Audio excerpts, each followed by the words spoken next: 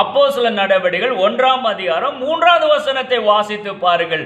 உயிரோடு எழுந்த இயேசு தான் உயிரோடு எழுந்ததை 40 நாள் அளவும் பல்வேறுபட்ட தெளிவான திருஷ்டாந்தங்களினாலே தம்மை உயிரோடு இருக்கிறவராக காண்பித்தார் அப்படின்னு அந்த வசனம் சொல்லுது. அப்போஸ்தலர் நடவடிக்கைகள் 1:3. ஏன் 40 நாள் அளவும் தான் உயிரோடு எழுந்துட்டேன், இங்கப்பா நான் உயிர் தெழுந்துட்டேன், இங்கப்பா நான் உயிர் தெழுந்துட்டேன் அப்படின்னு ஏன் காண்பிக்க வேண்டும் அப்படின்னா, குறிப்பா அந்த சீசர்கள் இயேசு உயிரோடு இருந்த நாட்களிலே பல்வேறு தருணங்களிலே சொல்லியிருக்கிறார். இங்க பாருப்பா, நான் செத்து போவேன், 3 நாள் என்ன கல்லறையில் அடக்கம் பண்ணியிருப்பாங்க, 3 நாள் கழித்து நான் உயிரோடு எழுந்திச்சிடுவேன்ப்பா அப்படின்னு பல முறை சீசர்கள் சொல்லி இருக்கிறாங்க. அப்படி சொல்லி இருந்தும் சீசர்கள் நம்பிக்கையற்றவர்களாகவே காணப்பட்டு இருக்கிறார்கள் அப்படிங்கிற சமாச்சாரத்தை நீங்க யோவான் 20ஆம் அதிகாரம் 1லிருந்து 14 வரையிலான வசனங்களை வாசித்து பார்த்தீங்கன்னா தெரிந்து கொள்ளலாம். என்னமோ சொல்லி இருக்கிறாரு, அவர் எங்க உயிரோடு எழும்ப போறாரு அப்படிங்கிற மாதிரி தான் சிந்தை உடையவர்களாக சீசர்கள் காணப்பட்டார்கள். இயேசு உயிரோடு எழுந்துட்டார், நின்றுட்டு இருக்கிறாரு. மகதலேனா மரியாள் பக்கத்திலே நின்றுட்டு இருக்கிறாரு உயிர் தெழுந்த சரீரத்தோடு. யோவான் 20ஆம் அதிகாரம் 14வது வசனத்தை வாசிச்சு பாருங்க. ஆனா அந்த அம்மாவால கண்டுபிடிக்க முடியல, உயிர் தெழுந்த இயேசு தான் பக்கத்தில் நிற்கிறாருன்னு சொல்லிட்டு. அப்ப அது எதை காண்பிக்கிறது?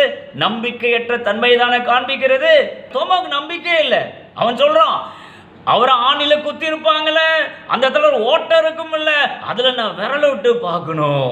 விழாவில் குத்தி இருப்பாங்களே, அங்க ஒரு ஓட்டை இருக்கும் இல்ல, அங்க விரல விட்டு பார்க்கணும். சந்தேகம்.